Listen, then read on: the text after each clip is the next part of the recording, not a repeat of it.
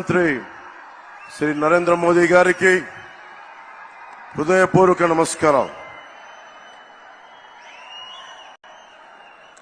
భారతదేశానికి అభివృద్ధితో పాటు కావాల్సింది సమాజానికి, భారతదేశపు సమాజానికి గుండె ధైర్యం, శత్రు దేశాల మీద పోరాడగలిగే శక్తి, ముందుకొస్తుంటే నిలవరించగలిగే శక్తి. కశ్మీర్ మనది కాదు అంటే ఇది మనది అని చెప్పి ఆర్టికల్ 370ని రద్దు చేసిన బలమైన మనందరికీ ప్రియతమైన నాయకులు.